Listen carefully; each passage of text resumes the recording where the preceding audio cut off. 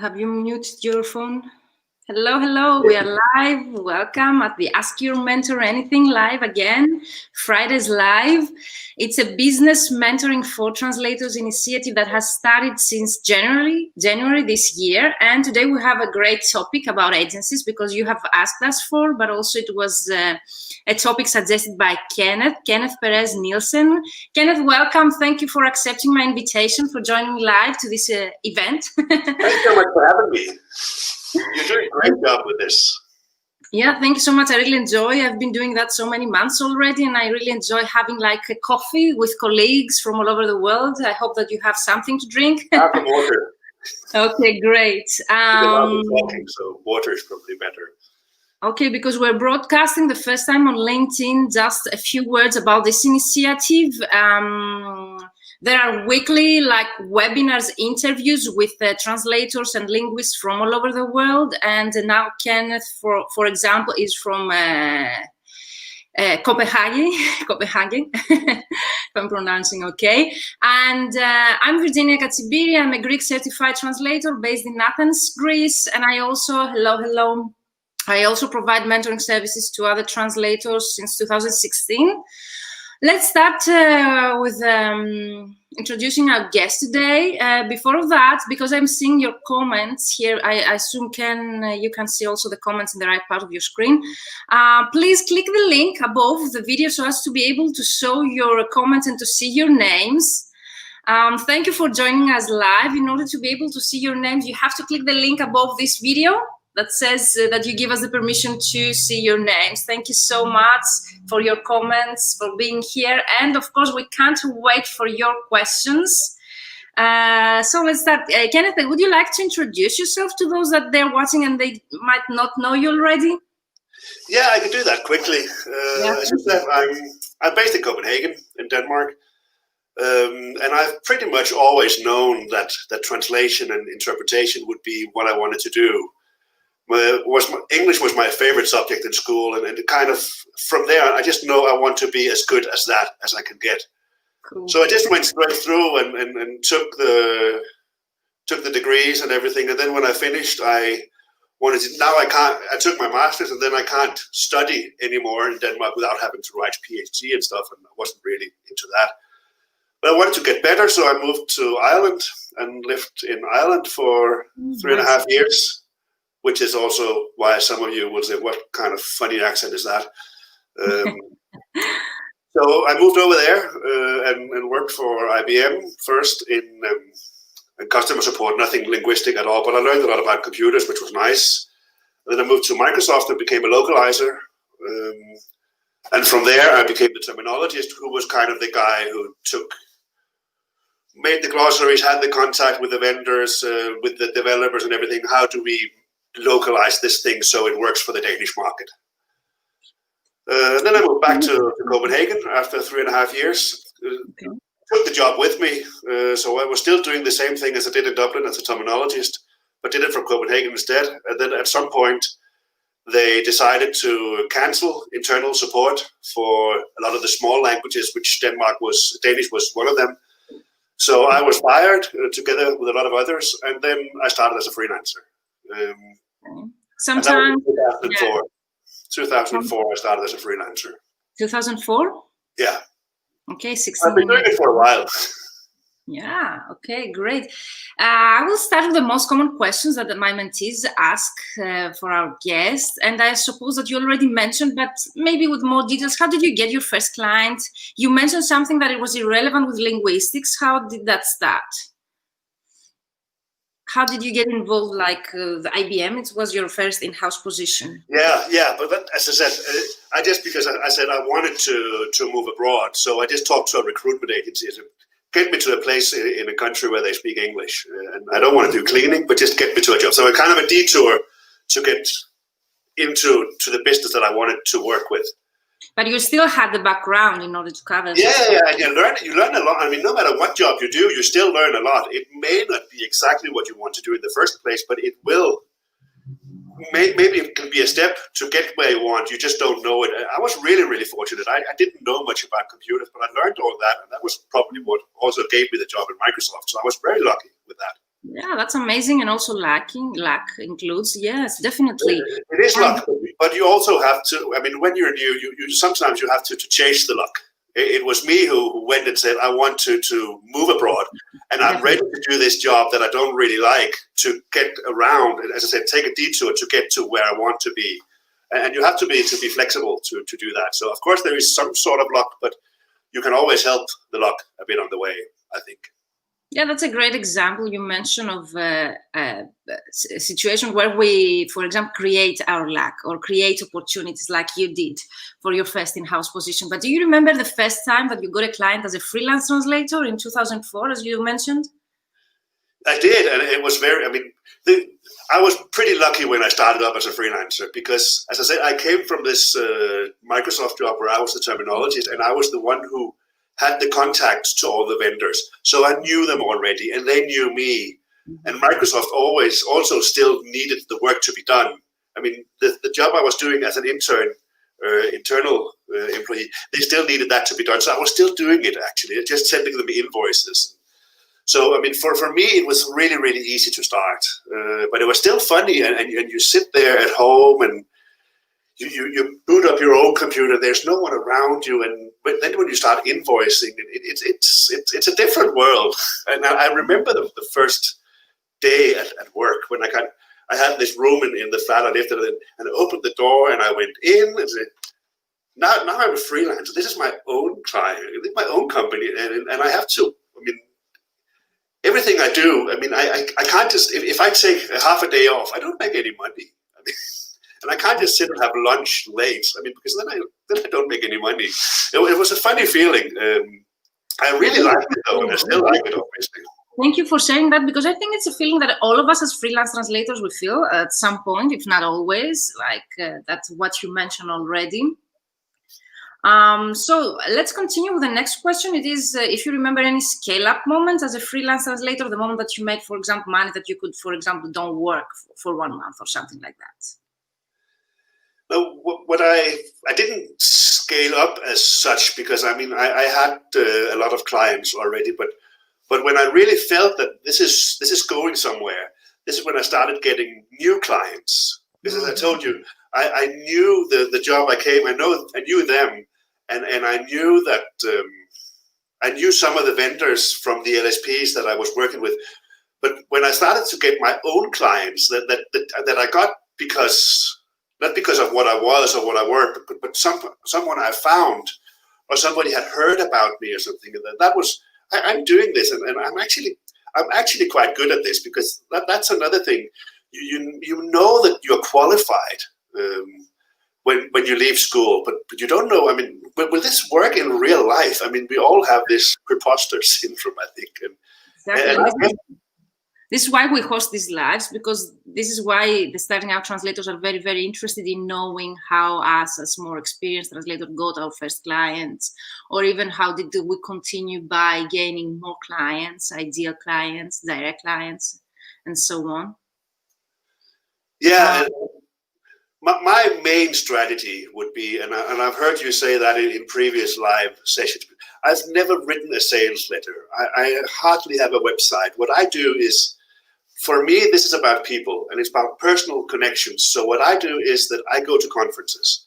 Okay. I think conferences and also, I mean, conferences is good if you want to work with LSPs and people in the industry. But if you want to work with cars, for instance, translation in car manuals, you should go to a car conference and be the only translator there. But going there and meeting people, and especially if you're a new translator, I would actually say that this is the best time ever to start out as a new translator, because conferences are good, but they're also sometimes really expensive. But because of all this with Corona, they're actually quite cheap at the moment. So even though that you don't have a big business and you don't make thousands of euro every month, you can get in for relatively cheap, and you will be there on equal terms with everybody else. But you mean online conferences right now? Yeah, that's what I thought. Virtual conferences, and what happens when you sign up for that?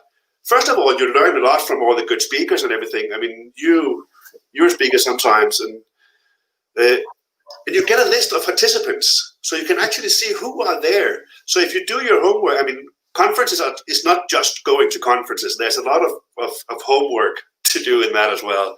So before we continue, because this is very, very, very important that you are going to say, I want to sum up for those that are just joining us, because I see people coming in. You mentioned one of the most common ways to get clients, which is actually your first employer. Is that correct? So your first client as a freelance translator was actually your previous employer.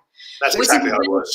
Yeah, it's a very common answer I get. And also I created the ebook, The 60 Ways to Get Clients as a Translator. It's totally free. You can download it. And it's included in the ways that we get our first client. There's through our previous work as an in-house, either translator or any other position.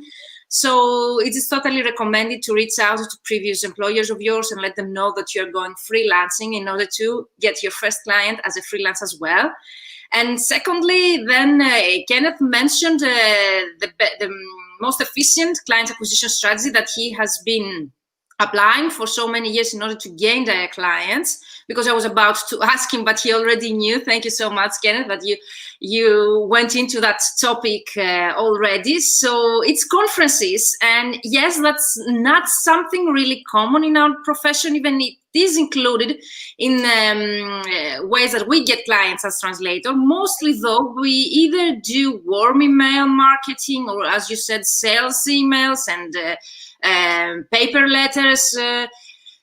But actually conferences, we are used to go to conferences in our industry, translation conferences, but it's very rare that we hear from other colleagues that, which is very good idea and totally suggested, to attend conferences and industry events where our clients are. So if you know what is your niche or what niche you would like to be specialized in, why not to create a list with conferences and attend those in order to gain direct clients from them. And now I would like Kenneth to describe us, because you were about to say so, this is why I just jumped in, how actually to do that. You mentioned something about preparation, so we need to prepare beforehand. We attend such conferences. And of course, I would really love to know how you actually go to, and what you're doing actually to create relationships, as you mentioned that this is the way that you get clients, by creating relationships. Yeah, but typically, if I go to a conference, besides all the professional content, I mainly go for the networking. So as I said, usually you get a list of the participants, and you can go through that, and it will take some time, of course, because sometimes there are hundreds. But it will. But you can see these people look interesting. They are working in a field that I'm interested in, or they could, or I actually know that guy or girl or something. So to kind of, or I've heard nice things about this company. I would like to work for them, but I don't know how to get into that, because I mean, the popular ones are, we all know about them. So you can get that, and then when you are in there, you find that person. You don't just walk around, and this also goes virtual.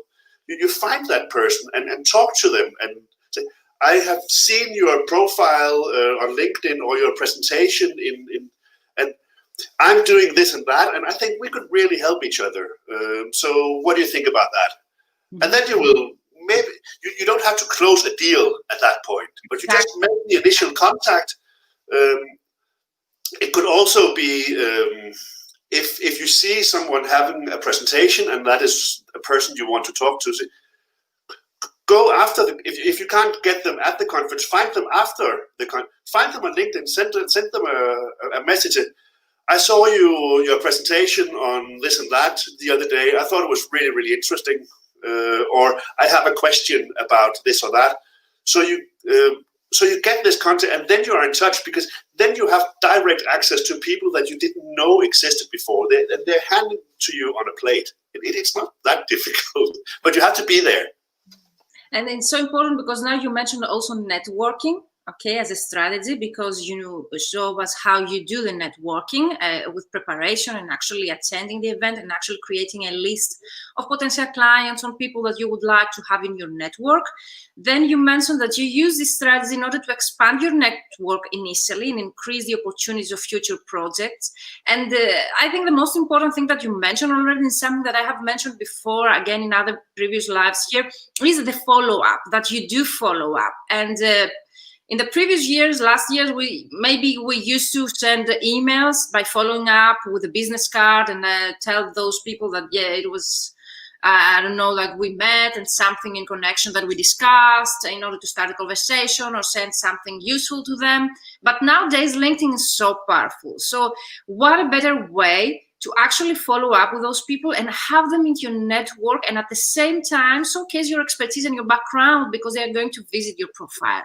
So I think it's more powerful, LinkedIn, because you get two birds with one stone, if we can say like that, because not only you have them in your network, they are able also to check your own profile and see what you do exactly and why you might be a great partner, translation partner in the future for them. So that's a great way. And thank you for mentioning that. And it's totally recommended either for starting out translators, but definitely for more experience, because I know the question that starting out translators might have, we are introverts, we do not really like to go and talk to people, and how do you overcome this fear, if we can say, we have when we first attend such a conference event and so on. So what would you suggest as a solution to such a question and problem that we face as translators?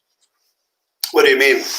How to overcome this feeling that we are not like very well networking, very good at networking, we do not know how to network, we are like introverts, and so on. Some people are, a lot of people are, but not everybody is. And no, yeah, not everybody, but in the survey that I did for my MBA, I had 62 participants from all over the world in the language professions. They mentioned at the last question, what is the main obstacle between you and your professional bliss and business bliss? And you know what was the answer there? Lack of confidence and the fact that we are introverts. And that was more than 80% that they replied that. Can you even imagine that in our profession? So this is why I know that this might be a question from the people who attend this live or watch the recording. Because and I totally get that. But I also think it is, you can learn to do these things. I mean, you may not be, you are very extrovert, and some people are, but even if you are not, you can learn it. You can read books about it. You can see other presentations. And as I said, if you go to a conference, if you make your homework, you have kind of this this template. I need to talk to this guy and that guy and this woman, and I need to talk to all these people, and that's kind of your goal. So you just focus on that. So you have it like a task, and the people who are going to the conferences, they are the nicest people in the industry. I really mean that. Everybody wants to talk. Everybody who goes there, they are there for the same purpose. They are there to network. I have two comments to that, because I really like your points, but I want to share the other, we can say, aspect of that topic. So Indra, I see your comment that you say it's more a dogma that linguists are introverts than the reality, but I just mentioned the results of an actual survey, qualitative, that I ran, and it was in late 2019. So it's quite recent research, and it was the main reason. And I also see that with my mentees. So whenever I tell them that you have to run a marketing campaign, or you have to attend conferences, and why not to actually become a public speaker and so on, so as to become more visible to your ideal clients, the main reaction that I got from them is, even though they do not characterize themselves as introverts, they're like, I'm not that confident enough to do so, I don't know what to say, I don't know what to do, how to act. So Indra, I would love to have the same opinion like you, and I would like to believe that is a dogma rather than a reality, but I can tell from my experience with my mentees, it's actually yes, very real, and I see it, and I try to help them overcome that. And my 5 cents would be, as Kenneth already mentioned, preparation is really good at taking courses on that in order to become better. As also Kenneth mentioned, there's a great way in order to overcome, if we can say, this fear.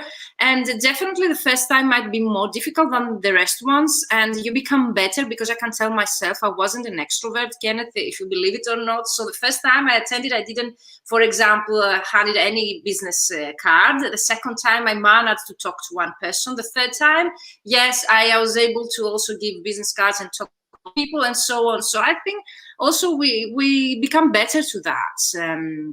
And you can practice these things. I mean, I also know people say, I go up there and I don't know what to say.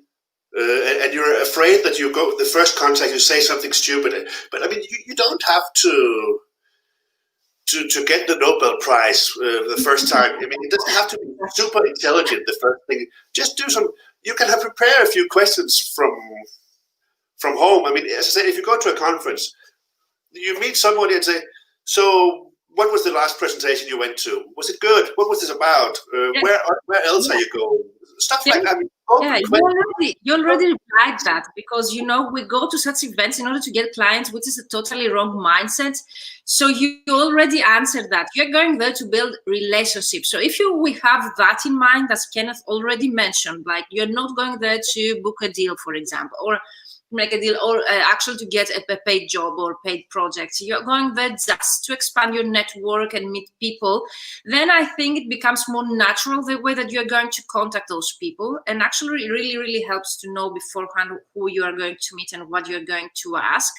And one very good practice, and I don't know what's your opinion on that, Kenneth, is that when we go to meet those people, to actually ask them questions about their job and why they are there as exhibitors, or why they are attending that specific conference, rather than to start talking about ourselves. So this is a suggested, practice. And if you're going to take any courses about networking, this is the first thing that the people they might teach you is you're going there to learn from those people, because those people are there to sell. Most probably they are exhibitors to an exhibition, or they are there to exhibit their own products and services. So by starting a conversation about what they are exhibiting there, for example, the products or the service or their own company, that makes it easier. And if you ask first, they most probably will ask you back, what's your profession, why you are attending that conference or exhibition. And I think from that point, it becomes more natural. What do you think? Build some personal connections, because I mean, the personal connections are really, really important. Also, I mean, we will get to that later, I guess. If you start working for the LSPs, that you have this personal connections with one PM or a few PMs, and that you understand that because you know each other, it's people. It's not just two parties fighting each other. We're in this. It's a partnership. The LSP wants, or the agency, it's the same thing. We all want to deliver the best possible product to the client. And we're in this together. The LSP couldn't do it without you. You can't do it without them. So, and if you have these personal connections, it just makes everything so much easier, especially because sometimes we're under a lot of pressure. And if I'm working with you, for instance, and things are very tight, I may just, sometimes I would write you a long mail. Otherwise, I'll just say, yeah, okay, right. And it could come across as snappy, but because you know me and you've met me, you know that he's just busy. He's not angry, and it is not like we're enemies now. It's just because it's this situation, and that just makes everything flow more easy, and it makes you happier at work. Okay, that's a great opportunity to get in our actual topic. But before that, did you actually mention or describe the scale-up moment? Is there something you would like to add before we enter our topic? Do you remember an exact moment? Do not mention names. Just describe the situation if you remember any good. No, that was the thing I said when I started because when I started, I kind of had clients, but when I got clients that I didn't have before, I mean, new clients that I've got, that was kind of when I felt that this is running now. I mean, I'm not just doing what I've always done. I'm doing this. Financially free that moment? You felt financially free, freedom, a sense of freedom like that moment? Yeah, you can say that. I mean, because that is one of the things that when you start, will I be able to make a living from this? I mean, most of us, when we're trans, none of us will get, or most of us will not get rich from this. But we can still, I mean, so we should be happy with what we're doing.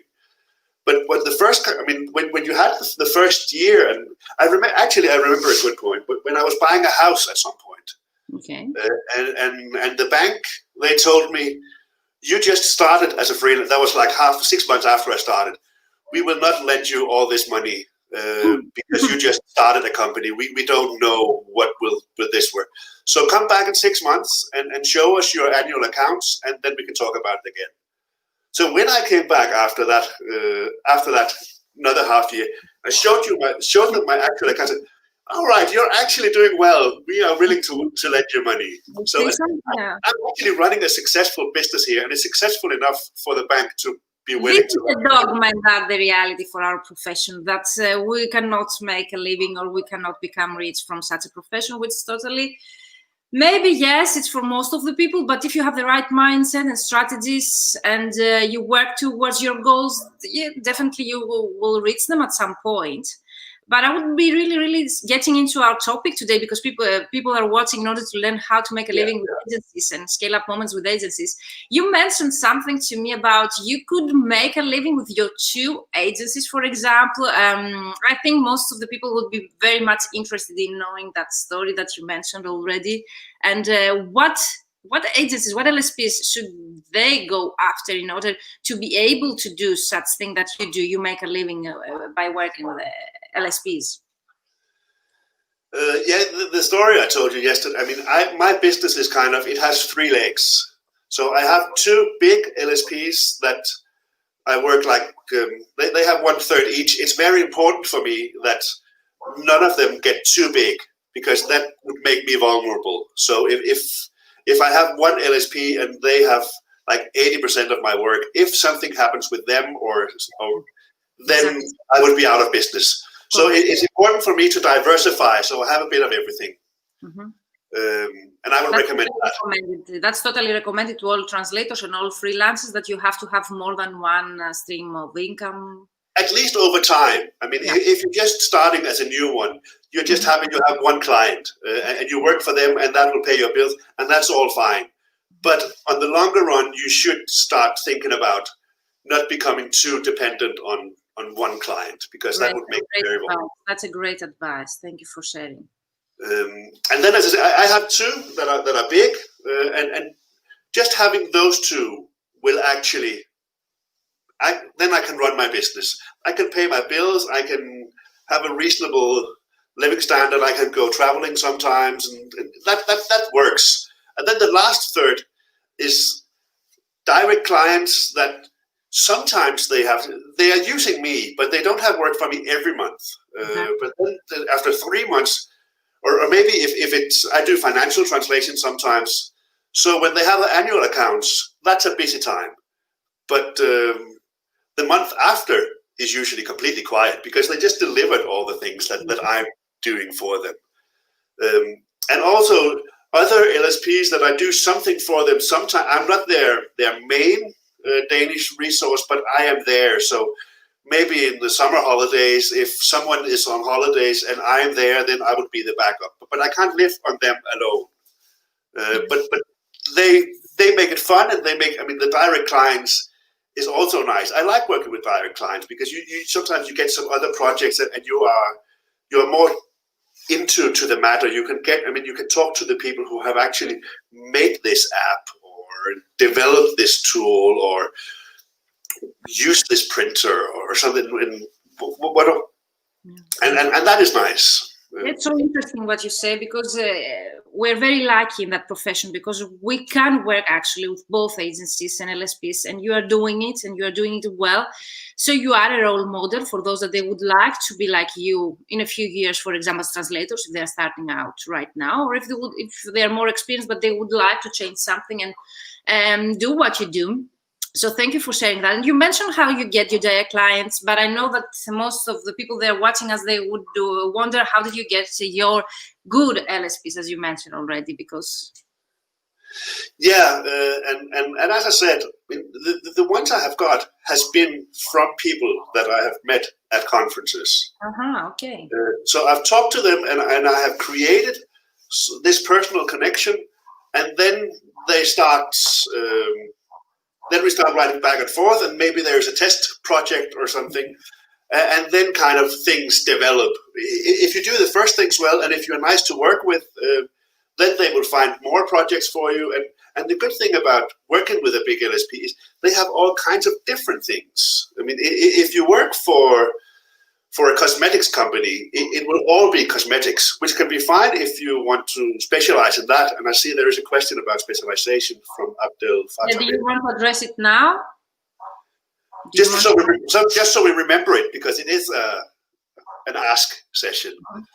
But I said the good thing about LSPs is that they have different projects, so you can work on all kinds of different things. And especially if you're new, you can get some relevant experience with actual products, because as we talked about before, you don't necessarily know, am I good enough?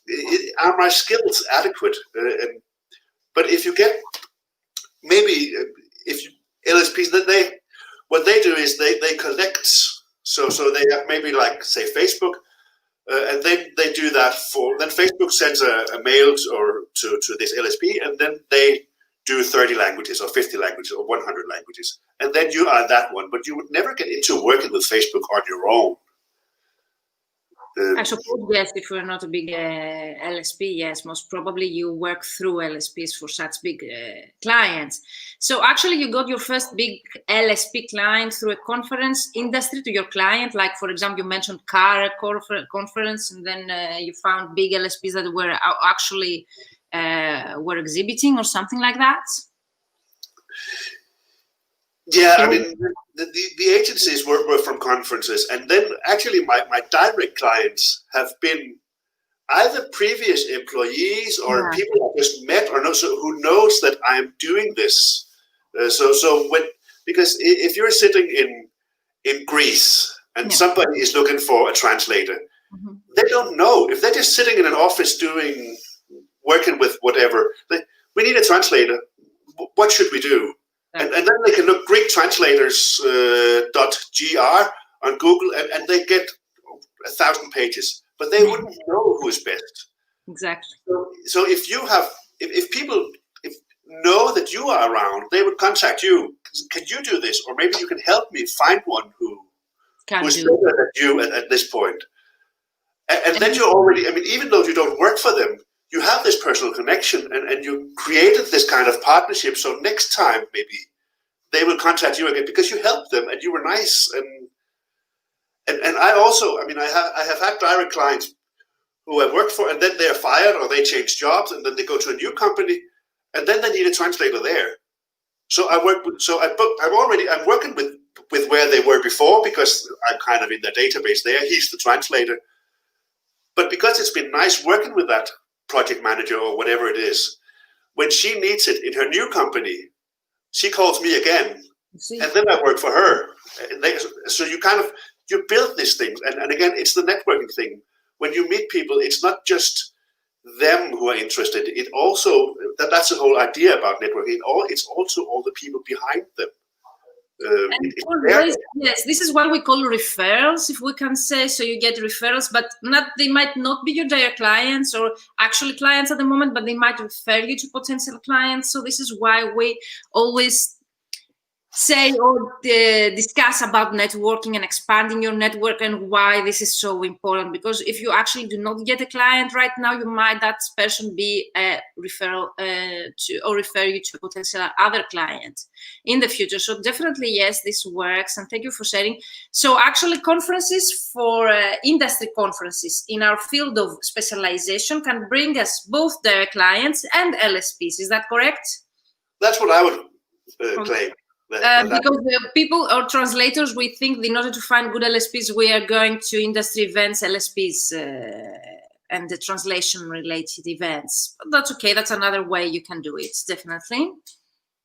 We have another comment like, hi, I also found my LSPs clients at conferences, mostly during coffee breaks. Great, but I'm wondering, how can I approach LSPs during this pandemic period? I take part at online conferences, but they don't work as in-person events for me, at least in terms of networking. Yes, online networking might be more difficult.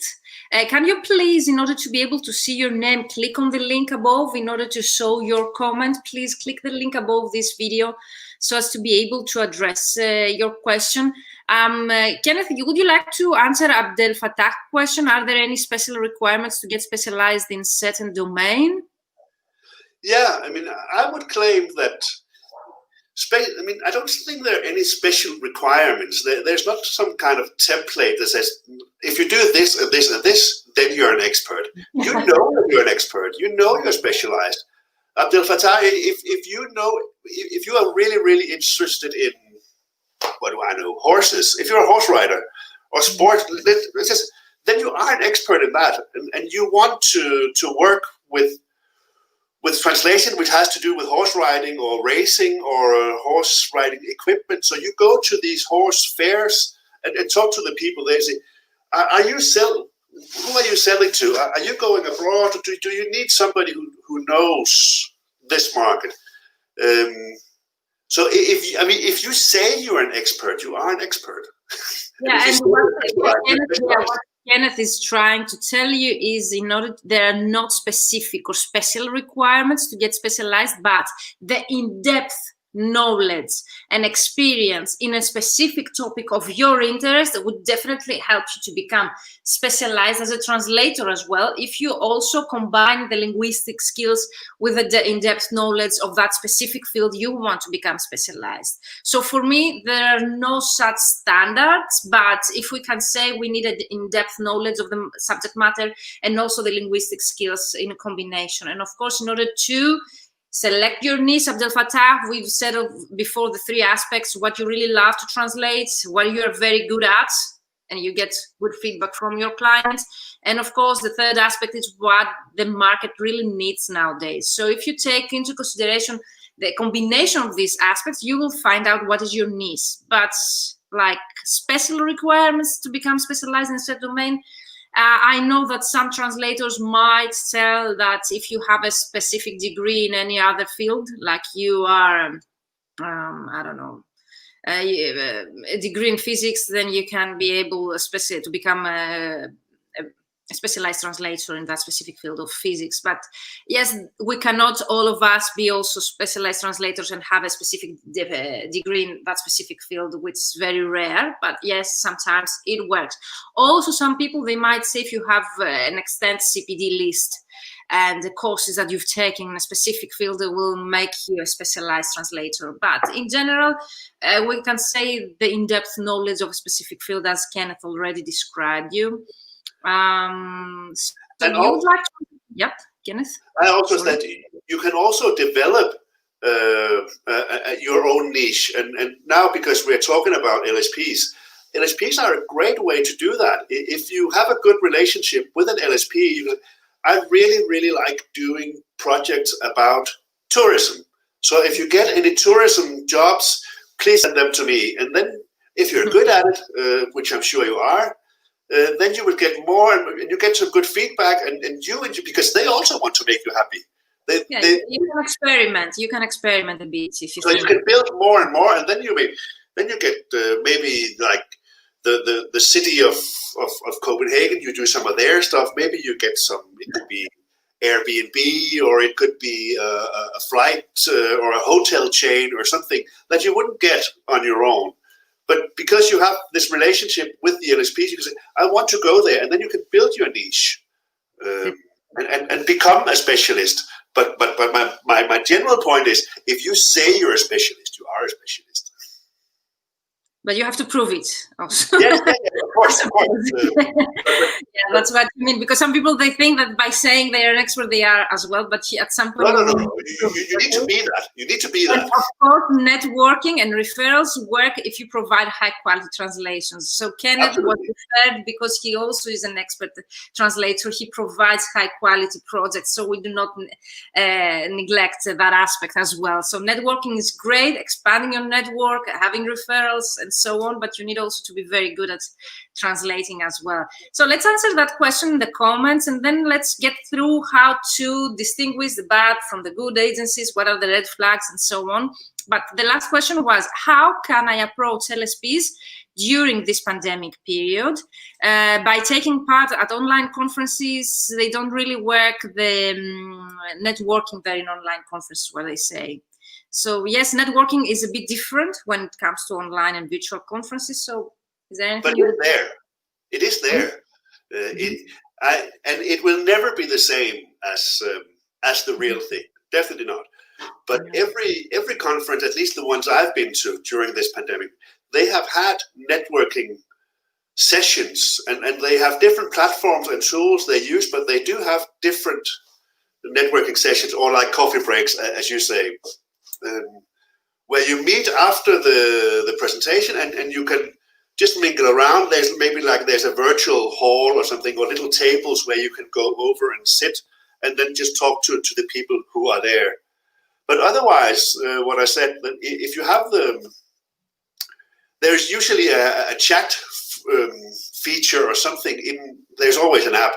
So if you've done your homework and say, I want to talk to this person, you can talk to that person directly. As Virginia, I saw that you are doing this and that, and I thought that's really, really interesting. How about could you tell me more about it, or should we connect or something?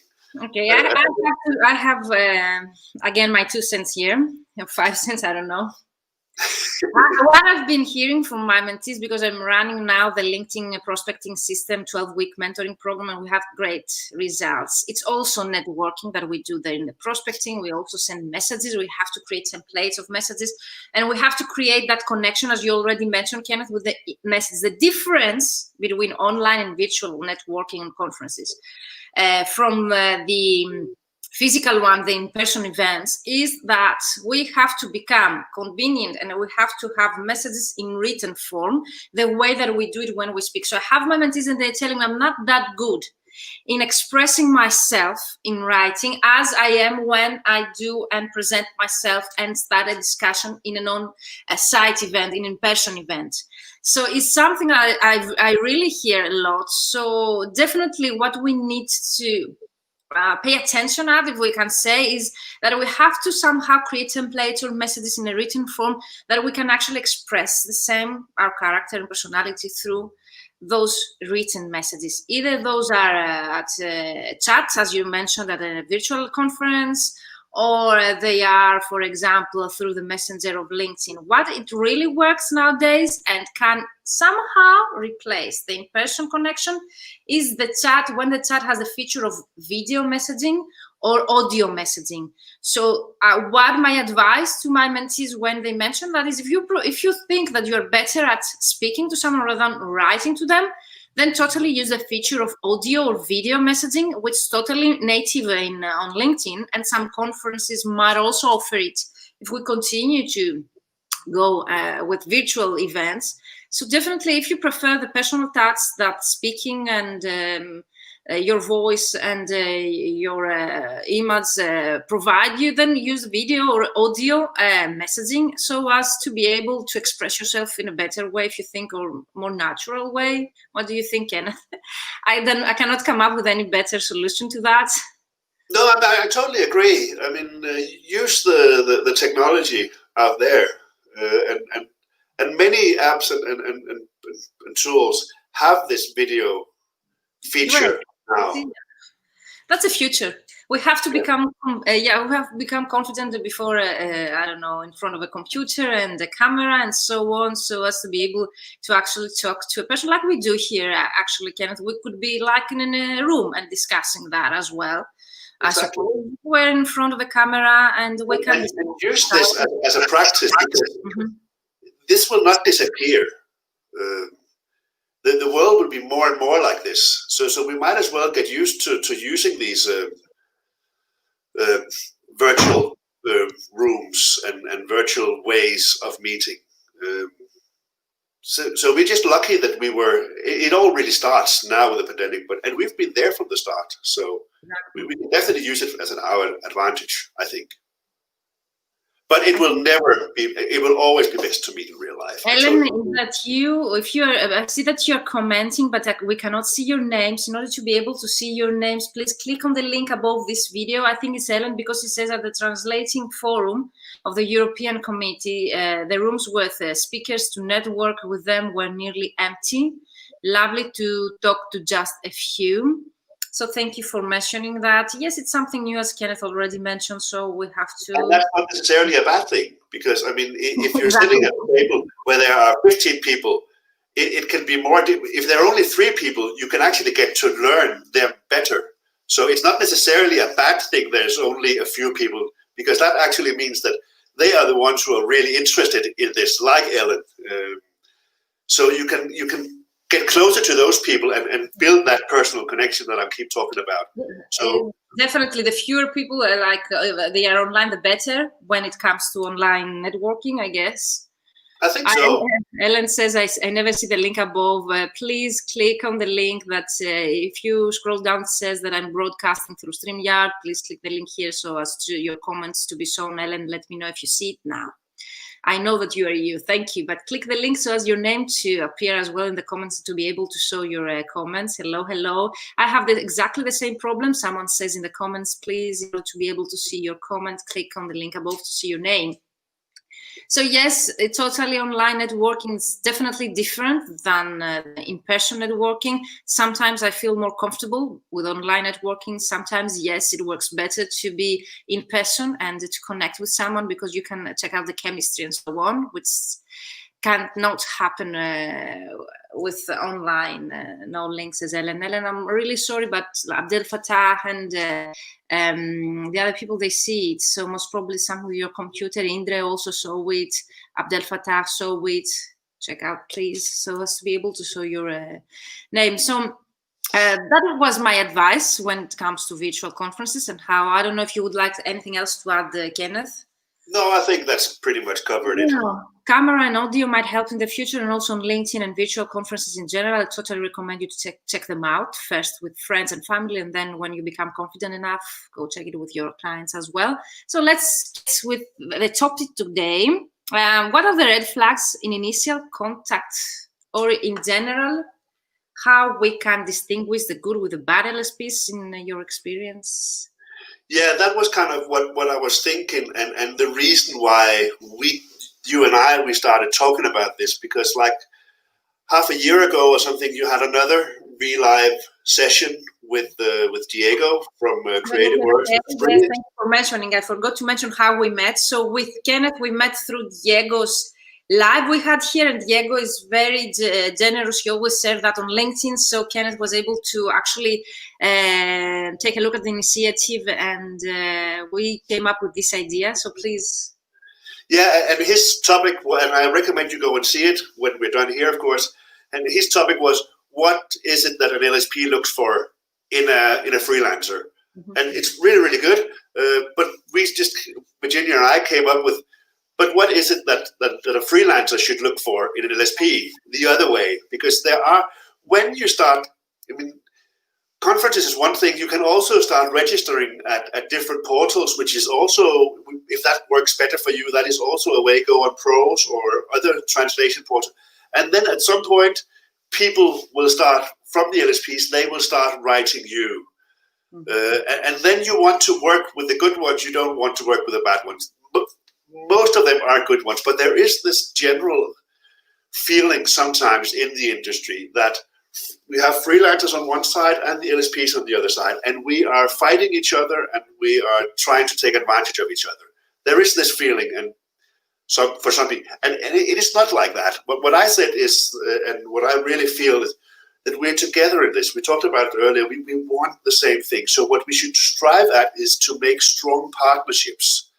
That would be better for you, for the freelancer, for the agency, for your business, for their business, for the end client, for everyone. So when they start writing you, you may be very impressed. There's this big LSP that you've heard about it. Oh, they're contacting me. They're contacting a lot of people. But one of the I have like 3 things that you should be aware of that are kind of what I call red flags. One of them is the rate. Money is not everything, but it is really important. And I would suggest that if you start having a relationship, get the rates out of the way, because if you can't agree on that, there is no point in going further and filling out all kinds of forms and long meetings. If you cannot agree on the rate, and the rate is subjective. I mean, you need to find out what is the right price for you. And then you can negotiate back and forth, but you need to find out. And I would do that first before you go further. So how we can do that? How we can get them out of our way, the rates? have a talk with the people. So tell them what your rate is, and then they will say something a lot lower. and then you will kind of find out, is there a possibility for this? I mean, or are they paying so low that I will never, I mean, I won't be able to make a living, and I don't want to work for that amount of money. Because you see these agencies, and we call them bottom feeders, who their prices are so low, it makes no sense. And it is kind of an insult to professional qualified translators. They just want something who say that, well, I speak Danish, and then everybody can do that. But if you are a professional translator and you're doing this for a living, you should also have a rate that you can make a living from.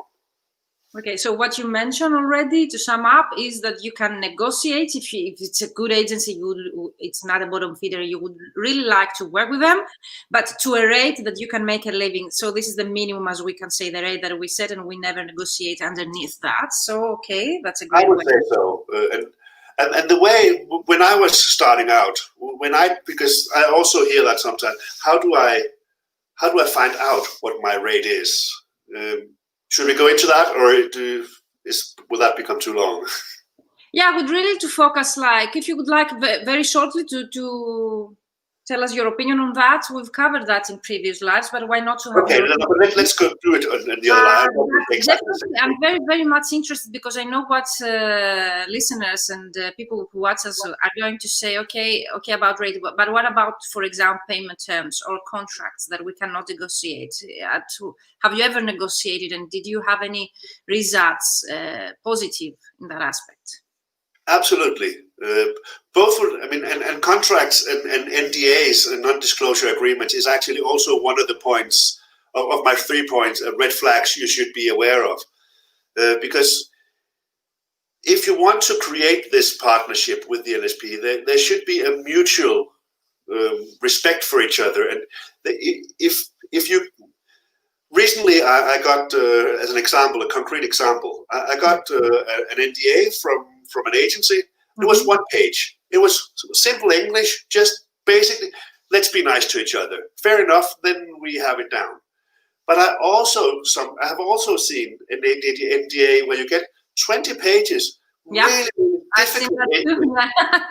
Definitely, all of us, we've seen really difficult English. And then in the end, it says that if you sign this, basically you are not allowed to have other clients for the next 5 years without asking us. So you don't sign? What do you do in such situation?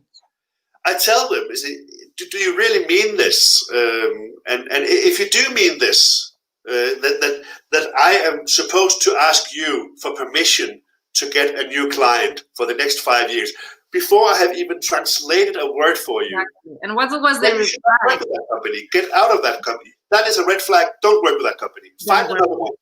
So I have one question. So you tell me that you work for clients like IBM, Microsoft, or Facebook, and so on through big LSPs. We do not want to mention their names, but I bet that their NDAs were long enough. If they have some clients, no? Yeah, they were. Okay, but they are project specific. They're project specific entity. So you can decide if you want to work with that project, or if you want to work with an LSP. You can say, I want to work with you. I just don't want to work on that client with this project, because that entity, because the LSP has their own generic NDA, and then there's a product one. What I have here is the red flag. If their generic NDA is totally unreasonable, don't go there. Okay, great. Because that will not make you happy. Okay, any other red flags? I have the rates and the extensive NDAs and paperwork. And then just the communication. I mean, are they? Do you have a good feeling? You trust your gut feeling. Are they nice? Do they respect you? When I talk to people, when I talk to other translators, one of their main turn-offs in working with LSPs is that they don't feel respected. We like to feel respected. Don't be divas, but I mean, I know for myself, if I get one of those unsolicited mails from some client, and that will happen when you've been a translator for a few years, your name will be all kinds of places. You don't even know where they got your name from, but you will get these mails and say, dear talent, or dear resource, or dear, That was my next question. That was my next. What do you do when you receive a message like "Dear translator"? I delete them. Sorry? I delete them. You delete, so you don't work. So that's another red flag, because most of us don't have time for that. That way. Yeah. If they don't show a proper interest, then and I know I'm privileged because I've been in the business for a few years, so it's easier for me to say no to some. But we should be able to expect proper communication, and we talk to each other. And it also goes the other way. If you've been to this conference, or if you want to contact an LSP, don't just write the LSP and say, "Dear vendor manager," or "Dear translation agency." Find out who you want to talk to. Write to them specifically. Use a name. That's what we want, and that's what they want as well. They are people too, so it goes both ways. So I don't see it as a privilege, as you mentioned, because yes, I know that would be also new translators or starting out translators might think of that. How do I say no? I need that work. I need that project. I need money, or I need experience. But for me, it's not a privilege to say no. It's a loss of time if you don't say no. It's a loss of time working with people who do not respect you, who are not going to pay you the rate, because most of the time the dear translator comes with other aspects as well, like lower rates. Your best price. Yeah, your best price. Give me your best price. So those are red flags, as Kenneth says, in order to make your decision if you're going to work with that client or not. But in my opinion, shouldn't be considered as a privilege for those that they have already worked, but also as a loss of time for you. Because if you're prospecting right now to find good clients, high quality clients that respect you, your rates, the way that you work, then it's a loss of time if you go and say yes to such clients and LSPs that they have those red flags that already we mentioned with Kenneth here. Is there anything else you would like to include in the list? I see something about red flags in an existing relationship, more or less. Yeah, I was going to go there as well, because we had these like 10 3 red flags for an initial contact, which would be the rate, and which would be the communication, and the extensive NDAs and other paperwork. I mean, generic NDAs, that's the secret there. Do not accept terms like. Exactly. And also, is it reasonable? All these things. I mean, you don't need. Why do they want to see a copy of your passport and your bank balance for the last 4 months and stuff before you have even translated a word for them? Your ID. Do you send your ID? Because this is a very common question nowadays. I don't know. Why? And what I would do is, what do you need it for? Why do you ask for this? For what kind of job do you have for me where this is required? Exactly. And that is a fair question. So you can do that as well. My next one, or final one, so because we also have a time issue, is that when you are running, when you've started your business and you've been running at it, and you had this nice relationship with an agency or an LSP, there are some things can start changing, and maybe you should consider if this is the LSP you want to continue working with. Sometimes all of a sudden they want to lower the rates, or they push other tasks at you that, when you have translated, could you also do this? But still at your work price, they're not paying extra for the extra time that they suddenly want you to do. Or they want to push things that are basically project management work over on you. It is not your job to push files around, and it is not your job to talk to the clients without being paid for it. Have you encountered such a situation, Kenneth? Absolutely. Absolutely. And what do you do in such cases? I tell them, I see that this is going in a way that I don't like. Exactly. And it's not that I don't want to do this, but if I'm going to do this, if every time I get a job I have to spend half an hour extra, or if I am the one who has to talk to your client and ask for reference material or meet with, I will be happy to do it, but you need me to pay. You need to pay me to do that. So you write an email and you express all the things that you think about in a very polite way, okay? And what is the reply most of the times in such situations? It depends on what it is, but if it is if it's extra work, then we can usually. I mean, if it's a quality check or something that takes half an hour extra, well then, because it's quality related, they are usually more willing to pay extra for it. If it's like meeting with clients and they say, I can do that, but that would take me half a day and you have to pay me for that, then it's more, and then they find a way to make that contact themselves after all. Having said that, just very quickly, it's not like I said this thing that you should expect the PM to do PM work.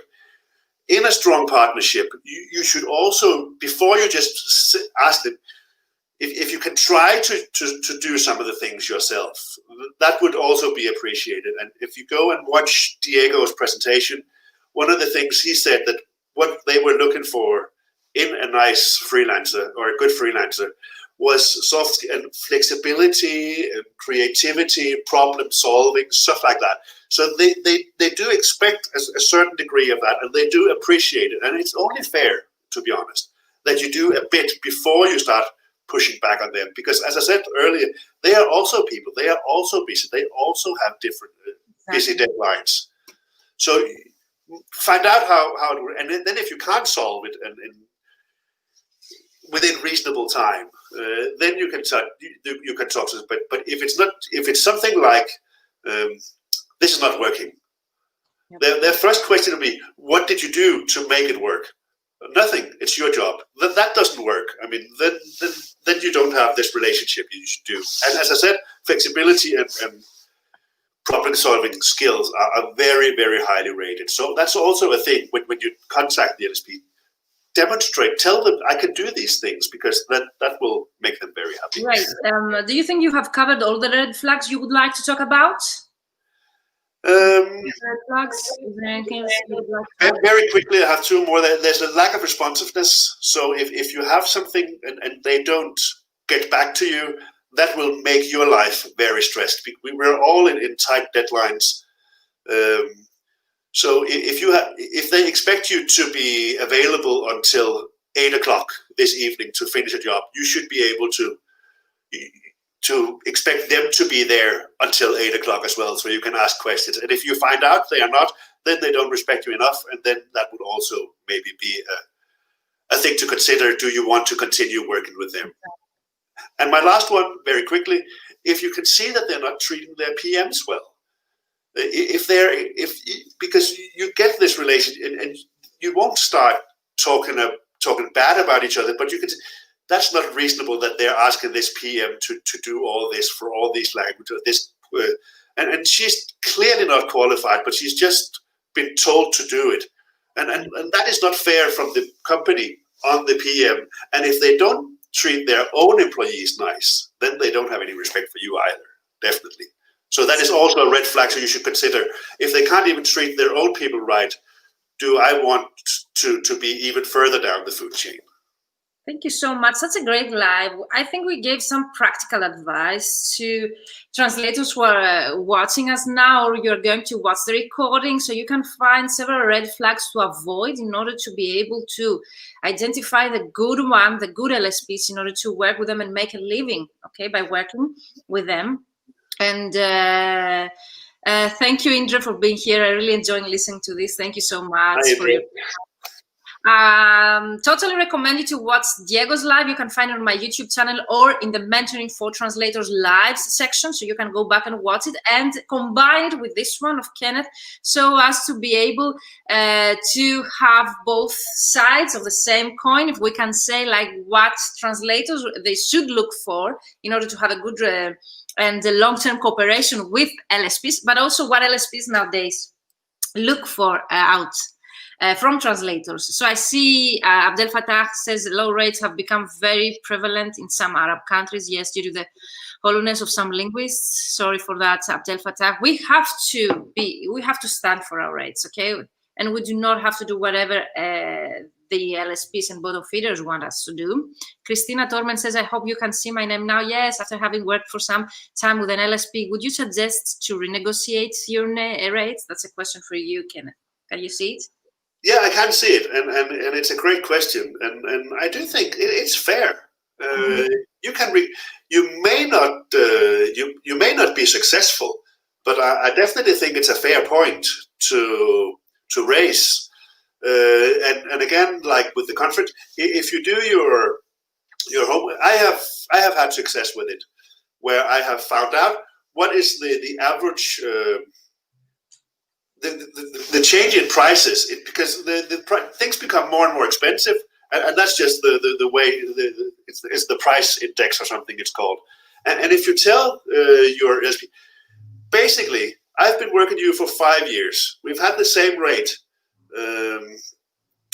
but that what it actually means having the same rate is that I am getting cheaper and cheaper and cheaper because the prices are getting higher and higher and higher.